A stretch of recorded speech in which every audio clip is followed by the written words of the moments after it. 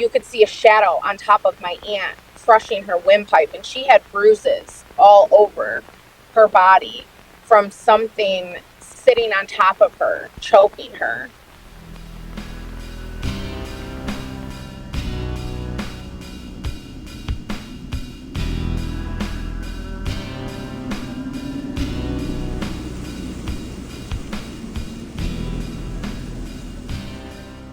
So, once again, you have found yourself at the campsite of the Orator. Please, pull up a chair. As you can see, my fire is stoked, which means I have another tale to tell.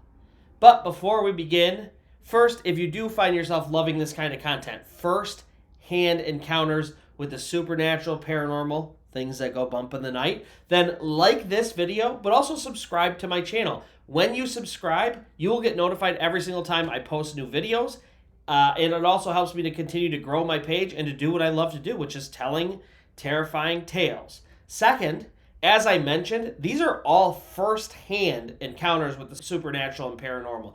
Every single story I tell on my channel, I sit with the person that they happen to, I collect their story, and then I retell it here. Because of that, the number one resource I need right now is brand new stories. So if you or anyone you know has a supernatural or paranormal encounter that is firsthand, meaning it happened directly to you or them, please comment below and just say, I have a story, or reach out to me on any of my socials. I'll have them here, and I will also post them below, and just reach out to me, let me know. I will connect with you, and we will sit down. I'll collect your story, and I'll be able to tell it here on my channel.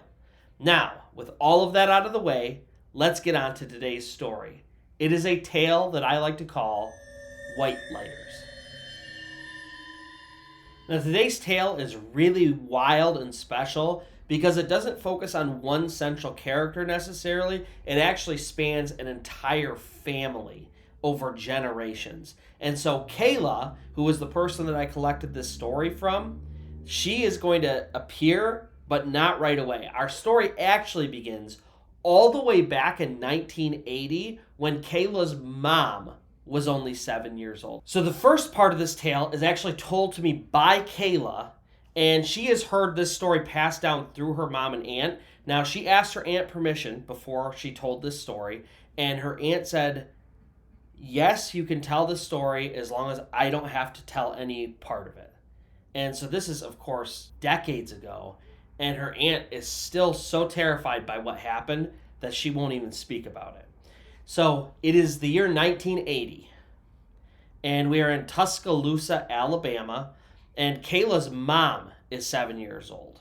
So Kayla's mom is a young girl, and Kayla's mom's sister, so Kayla's aunt, is about 25 years old. So she's an adult now, but they are still living together with their parents.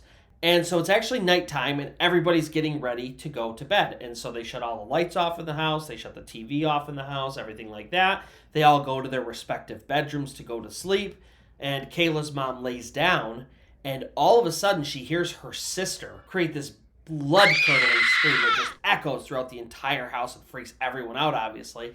Kayla's mom jumps up out of bed, she runs out of her room, and she turns on the television in her sister's room, because it was the fastest way that she could kind of get light into the room to see what was going on. And she turns to look at her sister, expecting her to maybe be hurt or something like that. And what she sees just terrifies her. She sees her sister flat on her back on her bed, and there's this dark shadow of a man, a gigantic man, on top of her. Now, there's enough light in the room where she can see, and there's not a person there. It's literally a dark shadow on top of her.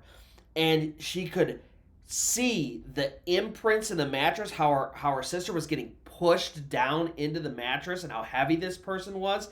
And this shadow was ripping off her sister's clothes and clawing at her and literally choking her. And through the shadows, she could see bruises starting to blossom on her sister's neck, and her sister's screaming, and all of a sudden this thing just vanishes off of her, gets off and is just gone. And so everyone is left wondering what in the heck just happened. They're all terrified. Her sister, clothes rip, choke marks on her throat, claw marks all over her body, is now absolutely terrified. And years later, they do research into what this thing could be, and the closest thing they think it may have been was what is called an incubus.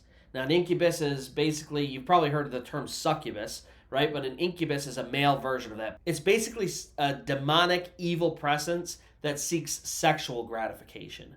And so that's the nearest thing that they could think of what it may have been. But literally nobody knows exactly how it happened. It had never happened again. But now, Kayla's aunt, to this very day, now remember, this is the 80s. So this is decades ago. But even to this day, Kayla's aunt is very traumatized by this experience. Throughout her life, she had substance abuse problems. She's self-medicated still. She's done a ton of therapy. She will never, ever, no matter what, sleep without the lights on and the television on in her house. She sleeps fitfully, and she has a ton of problems with this. So now we fast forward all the way to 1998. 18 years after this happened, Kayla is now not only born, but she's about 5 years old. Kayla and her parents live in Westland, Michigan. Once again, it is nighttime, and everybody's asleep in the house. Kayla's asleep in her bed, and all of a sudden she wakes up, and she kind of realizes something has woken her up. It's the middle of the night.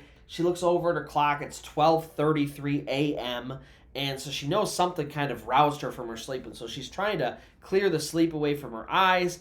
And then all of a sudden, she notices the room is really cold, and that doesn't really make any sense. The window's not left open, and it's usually warm in her room.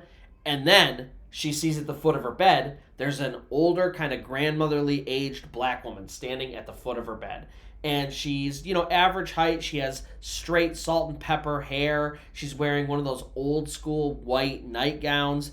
And she's just standing there. She's not doing anything.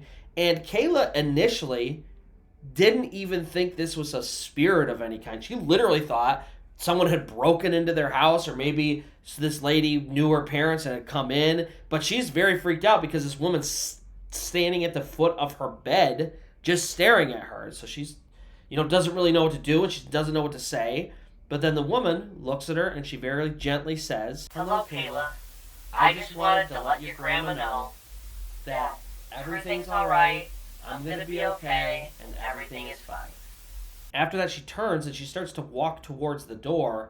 But before she gets to the door, this sort of like fog or mist kind of comes out into the room, and she just sort of dissipates into it. And then Kayla's bedroom door slams closed. And Kayla is totally freaked out now because she thought it was a regular person, and now clearly it is not that. And so she hides under her blankets because she doesn't even know what to do. And so she's sitting under her blanket, she's freaking out, and she doesn't know where to turn or who to go to. And then all of a sudden she realizes, I need to go get my mom. And so she very bravely, she doesn't want to do this, but she rips the blanket off, jumps out of her bed, runs out of her room, over to her mom's room, and runs to the foot of her mom's bed. And then she's like, man, I don't know if I really want to wake my mom up. I know my mom's going to be pretty mad to get woken up in the middle of the night. But then her mom wakes up on her own, and she has been woken up by something. And that something this time is Kayla. And so she wakes up, she's like, oh, Kayla, what are you doing? What you freaked me out. You got to go to bed. Why are you standing at the foot of my bed? You scared me. And, she's not upset necessarily, but she just got freaked out because she got woken up in the middle of the night and there's somebody standing there, which, of course, is ironic because that's exactly what just happened to Kayla. And so Kayla says, Mom, I'm sorry. I didn't mean to wake you up, but I have to tell you something. There was this old lady. She was at the foot of my bed. This is what she said. She's explaining this to her mom, and her mom's like, okay, that's really freaky, but she doesn't really know what to do. And so they're just sort of sitting there discussing it. And then all of a sudden, as they're discussing it, the phone rings. So her mom gets up, she goes over, she picks up the phone, hello. And it's actually one of Kayla's dad's cousins she'd called because one of their aunts had passed away right around 12:33 a.m. And all of a sudden, her mom's super freaked out. They don't know what to do. She's looking at Kayla like, is this what you could have possibly saw? Here's what's especially crazy about this is Kayla was born in Washington State and then moved to Michigan. Now, when she was born in Washington State, that's where her aunt lived, and her aunt was the very first person to ever hold her when she was born. But shortly after, they moved to Michigan, and she never really saw her aunt again. So even though her and her aunt had this connection, she didn't really know who her aunt was. And later on, of course, they'd look at pictures and stuff like that. And sure enough, that is the lady that she saw. Now, after that, her aunt started appearing in her dreams very frequently. She would always show up in Kayla's dreams, and every time it was basically the same. She just said, "Hey, I just came to check on you, make sure you're all right, make sure the family's all right, and everything like that." And this ended up happening for about 6 years of Kayla's life. So from the time she was 5 until the time she was about 11 years old, very frequently her aunt would just show up in her dreams, check in on everybody, see if they were okay, and then one day the dreams just stopped and Kayla stopped having them. Now, after this happened, after this incident happened with her aunt showing up, and she was really freaked out. And so she sits down with her mom, and her mom just explains to her, "Listen, Kayla, there are just certain people, sometimes families, it passes through families, where they just experience life differently. They intuit things differently, they understand things differently, they have a connection with the other side differently." And she said, our family has traditionally been one of those types of families. She said, I've always referred to us as white lighters.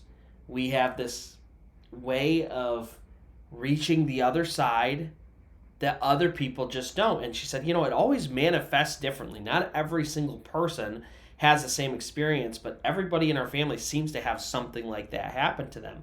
And so she explained to Kayla, she said, I see auras. I said, I know that sounds weird, and it's hard to explain. She's like, but I can look at a person and I literally see a color around them, and I know what type of person they are or what type of feelings they're experiencing before I even talk to them. She said, I can do that with people I've never even met before. And her mom showed her this throughout her entire life. People they never met or just met, strangers, stuff like that. She could tell them specific stuff about their life, their experiences, their history, how they were feeling, very personal, intimate components of their lives just by the color that their aura gave off. And this was just something that she was able to do. And it turns out that white lighter ability did pass down to Kayla, and it took on a very different form. Now, Kayla, she was more intuitive about things. She could just intuit either situations or people. So you might walk up to Kayla and seem totally fine on the outside. Nobody else knows anything is wrong. And Kayla would get a gut feeling about not only something being wrong, but she could typically pinpoint the source of what was going on. And so she's always been very good about talking to people and explaining stuff like that. But it also goes to outside things, experiences and stuff like that. So a while ago, there was a really nasty storm in Michigan, and Kayla and her husband were away, and they were really worried about their house. But her husband was like, I don't think it's a really big deal. I don't think it hit us. I think we're probably going to be okay. We would get notified if something like that happened to our house anyway. And Kayla said, no, I'm telling you, there's definitely something wrong with the house. I feel it in my gut. I know 100%. And sure enough, when they showed up, they had all sorts of plumbing issues, and there were a lot of different structural issues with the house because of the storm and how it damaged the house. But this is something that she's been able to do throughout her entire life. And unfortunately, that ability sometimes invites different things to happen to her. So one of these experiences, it's the year 1999, so Kayla is about 9 years old. She is getting babysat pretty frequently by her best friend and her mom. And so she's hanging out there pretty much all the time. And her best friend told her, listen, there was this girl, she passed away in this house, a long time ago, but she was bullied and stuff like that. And so just be careful around the house, especially the basement. At first, Kayla kind of thought it was a joke, and she sort of thought that her best friend's mom, who was a smoker, she thought she did most of her smoking down in the basement, and so she just didn't want the kids down there because of the smell and the cigarette butts and stuff like that. And so she thought that was kind of the reason that was the case. But eventually she did make her way down into that basement. And at the base of the basement, there was this mirror that was kind of hung up on the door, and the mirror would constantly just fall sideways and fall down. And one time Kayla saw this. The mirror kind of fell sideways and fell down. And through the mirror, she saw this little girl. Now, the girl was very thin, and she had long black hair, and you couldn't really see her face. But that was what Kayla saw, this just blank face, dark long hair girl, and she only saw her for a second through the mirror. But then after that, this girl locked onto Kayla and any other kids that came into that house and really did a number on them, because when she was alive, she was constantly bullied by kids. And so, after she passed, unfortunately, she started to do the same thing to other kids that came into that house. And honestly, at first, it really wasn't huge stuff. The girl would pull on Kayla's hair and stuff like that. She would kind of try to bully her into playing and things like that. But mostly it was like tugging on her hair, tugging on her clothes, stuff like that, just to kind of irritate her. And so Kayla, she explains to her parents, I really don't want to go back there. But her parents are like, look, we both work. This is your babysitter. She'll take care of you. We know her really well. It just is what it is. And so, she talks to her best friend's mom and explains, listen, this is what's going on. I know you know about this. What do I do? And Kayla's friend's mom, whose name was Pam says, the best thing I could tell you to do is just tell her. Say, please leave me alone. I'm not interested in playing right now, and you need to go away. And so Kayla tried that. Every time the girl would pull her hair, she would say, please leave me alone. I'm not interested in this. Don't do this. Unfortunately, it just continued to get much, much worse. So, Kayla would stay over there all the time, stay the night there, because not only is it her babysitter, but it's her best friend.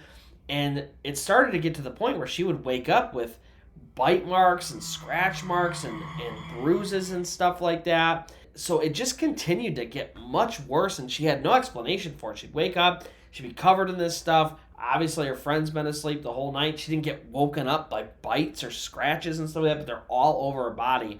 And so as it's getting worse, she realizes, I just can't go back here. And so she finally convinced everybody, listen, I can't go back into that house. And it was one of those things where it's like other kids would go in and they would have experiences where the thing, that little girl might antagonize them or pull their hair or anything like that, but it really hyper fixated on Kayla. And Kayla thinks, it's probably just because she had a deeper connection with the other side, and so this thing was very specifically attacking her. We're going to fast forward again. A ton of time has now passed. Kayla is an adult. She has a kid of her own, Landon. Kayla's sister actually bought that house that Kayla's friend and Pam used to live in. And so they go over to visit her, and they have little baby Landon, and they put him in a pack and play, and they're all just sort of sitting around hanging out. And that pack and play, all of a sudden, completely tipped over on its side. And Landon is a very young baby at this point, couldn't possibly have done anything like that. They're all sitting there, and all of a sudden they see it tip over, and everyone starts freaking out. They don't know what's going on or where that came from or anything like that. And of course, Kayla, she picks up Landon. She makes sure he's okay. And then every other time they would bring the kids over, anytime there were babies there specifically, they would always coo at something or act like they wanted to be picked up by somebody who wasn't there, and they always just seemed to be interacting with something that was not there anymore. So Kayla, she got really freaked out by it. She told her sister, I don't know that I necessarily want to visit. It's not that I don't want to visit you, but this house, we have a history together. I just don't really feel comfortable in it anymore. Luckily, her sister did end up moving out and moving all the way to Hawaii, and so she didn't really have to worry about that anymore. And so, they're getting a little bit older. Landon is now starting to grow up a little bit. He's about 4 years old. And Kayla, her husband, and their family, they actually moved back into the Westland house that they had lived in when they were kids. They ended up purchasing it. So this house, her parents had it. They sold it to somebody else. And then that couple ended up living in the house for a number of years. And then that house got sold back to Kayla. And so now Kayla, her husband Brad, and their kids, they all live there. And she already knows there's weird stuff that's happened in this house. And so she's a little bit on edge already. But, she's an adult now. Things don't affect her the same way as they did when they're kids. So, like I said, she's an adult. Her son Landon is now 4 years old. And Kayla and her husband, they have some friends over. And their friends have a daughter who's also about 4 years old. The adults are all hanging out in the living room. And the kids, they go and play in their bedroom. That happens. They're all hanging out that night. Nothing weird goes on there. And then that other couple ends up leaving. They go home, and their daughter, late that night, says, Mom, Dad, I don't want to go back over to Landon's house because of the old lady in the closet. And they're like, what the heck are you talking about? She's like, there's this old lady in the closet, and she didn't do anything to us, but she kept talking to us, and she kept asking us to play, and it really freaked us out. Kayla's friends, they call her. They say, hey, what's going on with this? And Kayla's like, I'm sorry, I really don't know what you're talking about. And so she, ends up going to Landon. And she kind of wants to talk to Landon about this, but she doesn't want to freak him out. And so she goes and she sits down. She's like, how's it going, Landon? How was last night? And Landon says, I want to tell you about the woman in the closet. So it's almost like Landon either knew what she was going to talk about, or maybe they had talked about that they would both respectively tell their parents, but without bringing it up, Landon all of a sudden knew what this conversation was going to be about. And so Landon starts to explain to her, there's this older white lady. She is in her closet. She never tries to hurt us. She never comes out of the closet, but she's always talking to us, and she always wants us to kind of come and play with her. Kayla, she doesn't want to freak him out even more because now this little girl has said something, he said something, she's had experiences in this house, so she doesn't want to freak him out more, but she basically just says, Landon, avoid the closet, don't talk to her if she talks to you, and let me handle this. And so right away, Kayla does a little bit of research, a little bit of digging, and she figures out that the previous occupants, she knew that the lady that had lived there before had passed away. What she didn't know, and which was not disclosed to her when she repurchased the home, was that the lady that owned the home before her died in that house. And Landon's description of the lady was the lady who lived there before them. And so naturally, Kayla's really upset that this wasn't disclosed. But the bigger problem is that there's another spirit in the house. And so Kayla does a bunch of research and figures out all about cleansing and the proper methods to cleanse the house. And so she goes through the house with different herbs and beads and things like that to help cleanse the house. And a couple different things happen. Number one, that spirit did not return. Now, Landon, he was still really freaked out by closets for a really long time. For several years, he would make sure that the closet doors were closed, that lights were on before he walked into rooms. And so he was a little bit freaked out by that, but she did disappear. The other thing that was really weird, though, was that house, when they purchased it, it was really, really hot all the time. And they would get these really weird cold drafts that just did not make sense. It wasn't like a door or window was open. They would just be sitting there. All of a sudden, there would be like a draft of freezing cold in the midst of this extremely hot house. And after Kayla cleansed the house, the entire house just got cold all the time. Almost no matter what you could do, you wouldn't be able to heat the house up. And it just suddenly, like overnight, changed from a house that was always hot to a house that was just really cold all the time. And so after this incident with the old lady, and they had the incident with the crib tipping over, and Landon had a couple other strange incidents where he would say that he was talking to certain family members that had passed on, Kayla sat down with Landon and basically had the conversation about white lighters. Listen, your grandma, she could do these kinds of things. These are the sorts of things that I can do. So just so you know, if you're experiencing weirdness, that kind of stuff does run in our family. And Landon had an honest conversation with her and explained, listen, I do talk to these people. Certain family members who had passed, he just said, I see them and I, do have conversations with them. And Kayla understood, but she was also worried because even if some of these spirits are good, she just doesn't want Landon to attract the wrong type of energy. And so Landon is now 6 years old. A couple years has passed since the old lady in the closet incident. He's still scared of closets. He's still talking to spirits and stuff like that. And Kayla one day gets a call from her very best friend. And her best friend tells her that her sister has died.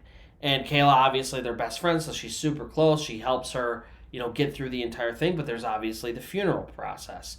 And so Kayla, being her best friend, gets the family together, and they all go to the funeral. And it was a little bit difficult for everybody because the funeral was open casket. And, she was still a really young lady that died tragically. And so it was just a really difficult time for everybody. Obviously, it's always the case when someone passes away. But especially when someone younger passes away tragically, it's, especially difficult. And so there's just a lot more tension than there already normally would be at a funeral.